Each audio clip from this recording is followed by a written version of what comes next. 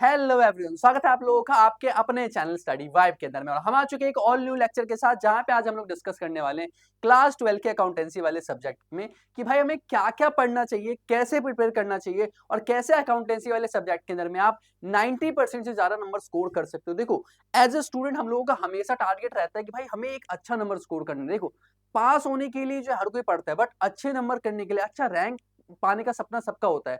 But दिक्कत क्या आती है कि हमें ये नहीं पता होता कि पास होना कैसे, ये तो हमें पता होता है, बट वो अच्छा रैंक, वो अच्छा नंबर कैसे स्कोर करना है, उसके लिए किस तरीके से प्रिपरेशन की जाती है, ये नहीं पता होता। तो उसके पीछे बस थोड़ी सी कमी है, वो है गाइडेंस की। और वो जो कमी है ना, वो जो गाइडेंस वाला पार्ट जो कम पड़ रहा था, उसको सॉल्व करने के लिए हम आ चुके हैं भाई आपके सामने। और यहाँ पे मैं आपको बताने वाला हूँ कि अकाउंटेंसी वाले सब्जेक्ट को कैसे प्रिपेयर किया जाएगा, किन किन बातों का आपको ध्यान रखना है और किस तरीके से इस सब्जेक्ट को हम टैकल करें कि हमारे नंबर स्कोरिंग हो। देखो, नंबर वन, सबसे पहली बात कि भाई कॉमर्स के अंदर में ना ऐसे बहुत ही कम सब्जेक्ट हैं जो कि बहुत ज्यादा स्कोरिंग होते हैं। उसमें से एक सब्जेक्ट है आपका अकाउंटेंसी। अकाउंटेंसी एक ऐसा सब्जेक्ट है जो कि बहुत ज्यादा स्कोरिंग सब्जेक्ट है। प्लस इसके साथ एक और पॉइंट है भाई, हर एक सिक्के के दो पहलू होते हैं ना। तो फर्स्ट फेज क्या है कि भाई ये एक बहुत ज्यादा क्या है, स्कोरिंग सब्जेक्ट है। बट सेकंड फेज इसका क्या है कि अकाउंटेंसी एक ऐसा सब्जेक्ट है जिसमें सबसे ज्यादा बच्चे फेल होते हैं। कॉमर्स स्ट्रीम में अगर सबसे ज्यादा बच्चे फेल होते हैं तो अकाउंटेंसी में होते हैं। अब बोलो सर मैथ में भी तो बच्चे फेल होते हैं, आप ऐसे कैसे बोल सकते हो? भाई मैथ हर बच्चा थोड़ी लेता है, बट अकाउंटेंसी तो हर बच्चा लेता है ना। तो सबसे ज्यादा बच्चे फेल होते हैं अकाउंटेंसी के अंदर में। अब सर यहाँ पे क्या है कि हमें जो है, हमें किस तरीके से प्रिपरेशन करना है कि हम वो फेलियर वाली कैटेगरी में, अगर हम हैं तो, और अगर हम नहीं भी तो भी अच्छी बात है भाई। हम कैसे उस कैटेगरी से उठ के टॉप कैटेगरी में पहुंच सके, कैसे हम लोग अच्छा नंबर स्कोर कर सके। तो सर इसके लिए हमें समझना पड़ेगा स्ट्रैटेजी को। भाई देखो, हार्ड वर्क हर कोई करता है, लेकिन हमेशा हार्ड वर्क से ही आपको सक्सेस मिलेगी इस चीज की गारंटी नहीं होती। तो आपको कभी कभी क्या करना पड़ता है, स्मार्ट वर्क करना पड़ता है। तो हार्ड वर्क करने के साथ साथ आपको क्या करना पड़ेगा सर, स्मार्ट वर्क करना पड़ेगा। सर स्मार्ट वर्क क्या बोलता है? स्मार्ट वर्क बोलता है कि भाई जब भी आप किसी सब्जेक्ट को पढ़ो, विशेषकर जब आप अकाउंटेंसी को पढ़ो, तो उस टाइम पे आपको ये बात पता होना चाहिए कि आपको क्या पढ़ना है।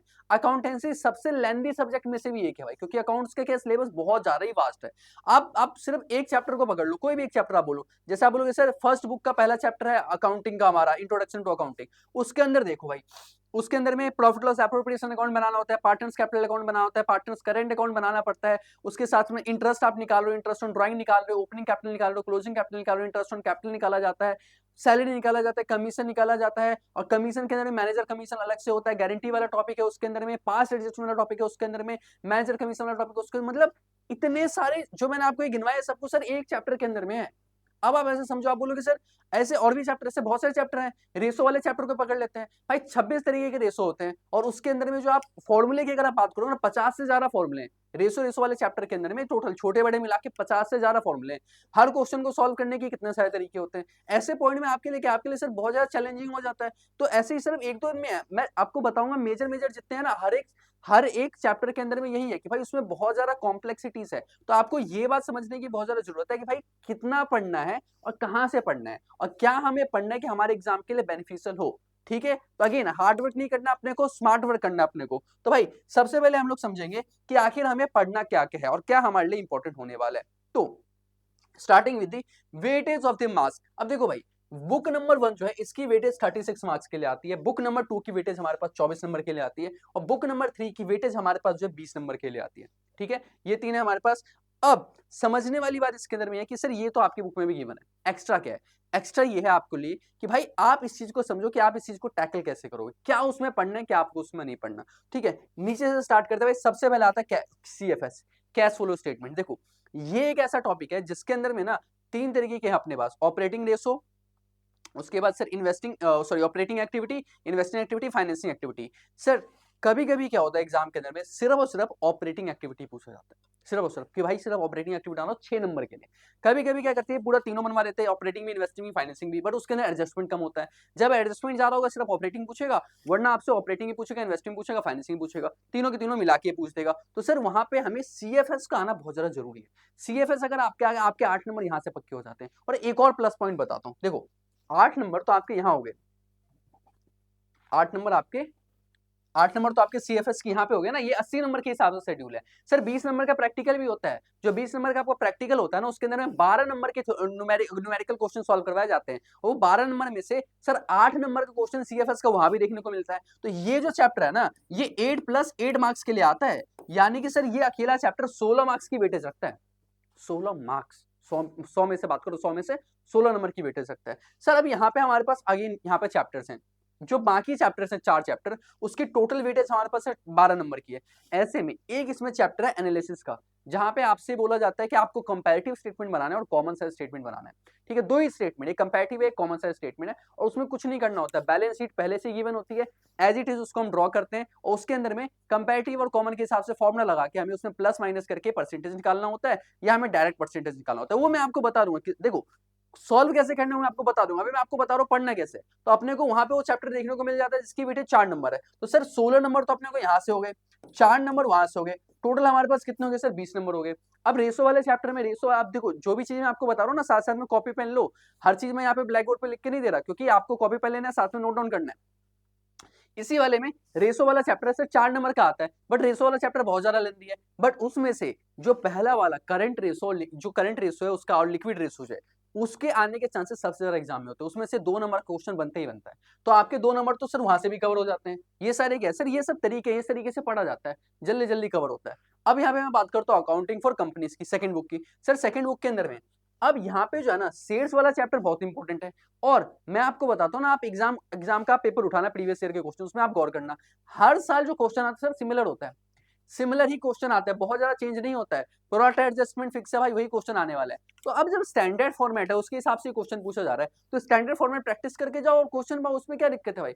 और यहाँ पे वैसे 2 चैप्टर है, शेयर्स का है, डिवेंचर है, बट दोनों के अंदर में बहुत सारे टॉपिक सेम टू सेम है, सिमिलर है। डिवेंचर के अंदर बस 4 टॉपिक अलग से एडिशनल ऐड हो जाते हैं, वरना उसके अलावा शेयर्स वाली है। तो अगर आपने शेयर्स वाले चैप्टर को भी अच्छे से कर लिया, तो आपका डिवेंचर का भी मेजर पोर्शन कवर हो जाता है, और जो बच जाता है वो बहुत छोटे छोटे टॉपिक है, जो आप आसानी से कर सकते हो।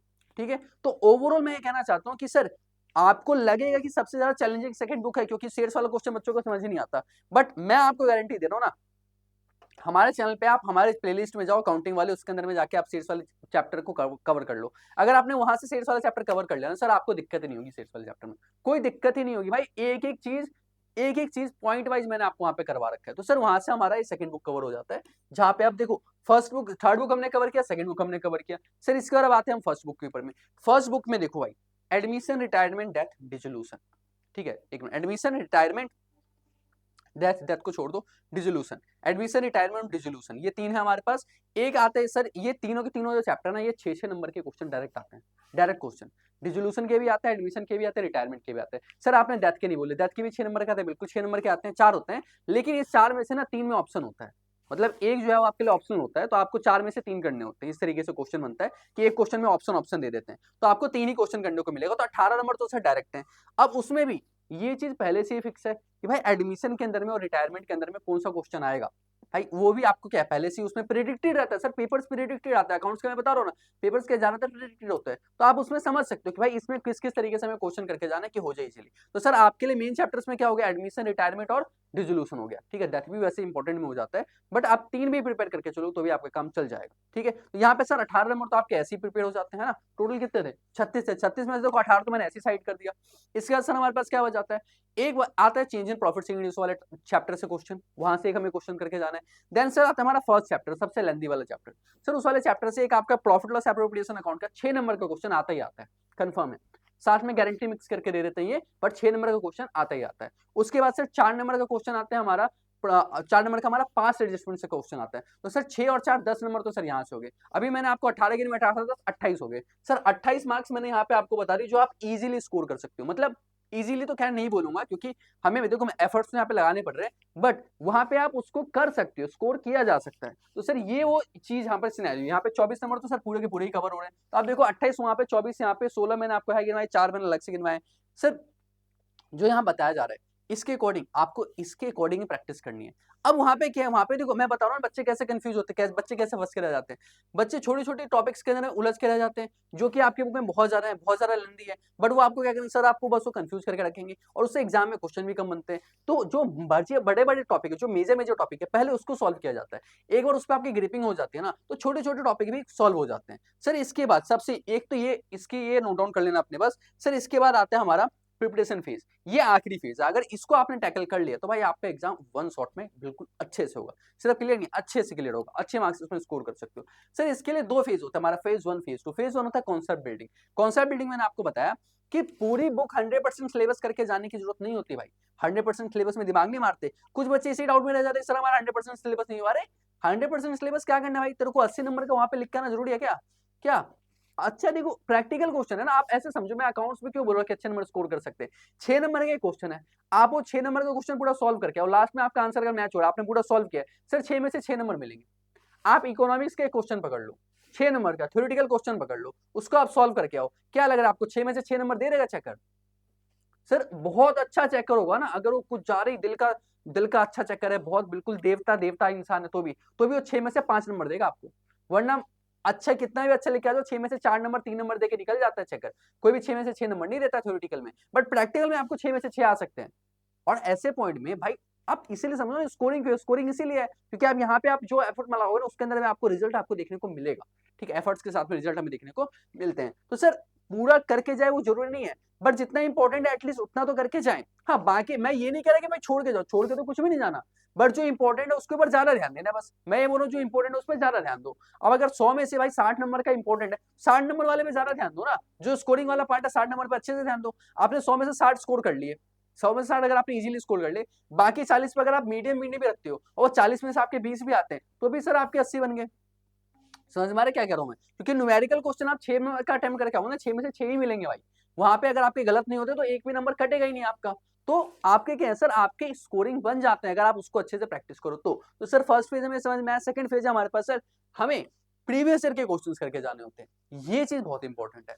देखो आप प्रीवियस ईयर के क्वेश्चंस को जब आप सॉल्व करोगे, जब आप सीबीएसई सैम्पल पेपर इशू करता है, दोनों सैम्पल पेपर इशू होते हैं भाई, सैम्पल पेपर आप सॉल्व करके जाओ। कई बार एग्जाम में क्या होता है, सैम्पल पेपर से क्वेश्चन बन जाते हैं, बट इस साल के सैम्पल पेपर से नहीं, पिछले साल के सैम्पल पेपर से इस साल क्वेश्चन बन जाते हैं। मैं आपको दिखा सकता हूँ भाई कि सैम्पल पेपर से भी क्वेश्चन बन जाते हैं। अब ऐसे में क्या सर, सैम्पल पेपर करके जाना जरूरी है। अब बच्चे अगर उसको ही नहीं करके जाते, बच्चे बोलते हैं सैम्पल पेपर है, सैम्पल पेपर थोड़ी बनते हैं भाई, सैम्पल पेपर से ही तो क्वेश्चन बनते हैं। प्रैक्टिकल क्वेश्चन जो कोई अलग से क्वेश्चन थोड़ी बना देता है, स्टैंडर्ड फॉर्मेट्स होते हैं उसी के अकॉर्डिंग क्वेश्चन बनाए जाते हैं। तो प्रीवियस ईयर के क्वेश्चंस करके जाना बहुत ज्यादा जरूरी है। सर नोट्स भी यहाँ पे लिखा हुआ है क्योंकि थ्योरेटिकल क्वेश्चन भी आते हैं, 8-10 नंबर के आपको थ्योरेटिकल क्वेश्चन भी देखने को मिलते हैं, नो डाउट। तो वो भी आपको यहाँ पे मिलते हैं, इसलिए मैंने यहाँ पे नोट्स वाला पार्ट लिख दिया। बट वैसे नोट्स वाला पार्ट थ्योरेटिकल वाले चैप्टर, थ्योरेटिकल वाले सब्जेक्ट में ज्यादा होता है। अकाउंटेंसी में आप नोट्स वाले पार्ट को थोड़ा बहुत इग्नोर भी कर सकते हो, बट हाँ आपको प्रीवियस ईयर के क्वेश्चन और नोट्स वगैरह ये सब कुछ सर आपको यही मैं चैनल पे करवा दूंगा। सब नोट्स भी आपको मैं दे दूंगा और मैं आपको प्रीवियस ईयर के क्वेश्चन भी यहाँ पे करवा दूंगा। सर उसके बाद सिर्फ एक चीज रह जाती है, वो है रिवीजन। सर रिवीजन में दो तरह के रिवीजन होते हैं। एक वो रिवीजन जो मैं आपको करवाने वाला हूँ, हाँ मैं आपको करवाने वाला हूँ भाई, इसी चैनल पे मैं आपको रिवीजन भी करवाऊंगा, पूरा का पूरा भाई सिलेबस पूरा सॉल्व करके दिखाऊंगा, प्रीवियस ईयर का पूरा एग्जाम का पेपर सॉल्व करके दिखाऊंगा, सब कुछ कंप्लीट यहाँ पे आपको इस चैनल पे रिवीजन देखने को मिलेगा। सर उसके साथ साथ यहाँ पे रिवीजन मतलब सेकंड रिवीजन भी है जो आपको खुद से करनी है। देखो आप इस बात को समझो, कोई भी टीचर किसी भी स्टूडेंट के नंबर नहीं दिलाता, स्टूडेंट खुद अपने नंबर बनवाता है। क्यों? क्योंकि वो प्रैक्टिस करता है। तो जो आपको क्वेश्चंस बताया जा रहा है, जो मैं आपको बता रहा हूँ कि भाई ये टॉपिक इंपॉर्टेंट है, इसके क्वेश्चन करो, आपको बस उसके क्वेश्चन करते हुए चलने हैं। ठीक है, और उसके बाद अकाउंट्स के पेपर भाई अपने आप ही हमारा सेट हो जाएगा। ठीक है, तो वीडियो को भाई ज्यादा लंबा ना करते हुए, ठीक है, शॉर्ट में आपको बताया भाई वेटेज का इंपॉर्टेंट में हमें समझ में आया, क्या क्या उसके अंदर में इंपॉर्टेंट चैप्टर्स हैं, क्या क्या इंपॉर्टेंट टॉपिक्स है वो मैंने आपको बताया, कैसे प्रिपरेशन होने वाले ये भी मैंने आपको बताया। अब सर ये पूरी की पूरी तैयारी जो है, हाँ आपने अभी तक कर भी रखी हुई है तैयारी, बट उसके अलावा मेरी एंड से भी भाई हमारे इसी चैनल के ऊपर में आपको ये सारे के सारे इंपॉर्टेंट टॉपिक्स के सारे लेक्चर्स आपको देखने को मिलेंगे, जो मैं धीरे धीरे जो रिकॉर्डिंग में मैंने प्रोसेस करवा दिया है भाई, धीरे धीरे हमारे इसी चैनल के ऊपर में सारे के सारे लेक्चर अपलोड हो जाएंगे।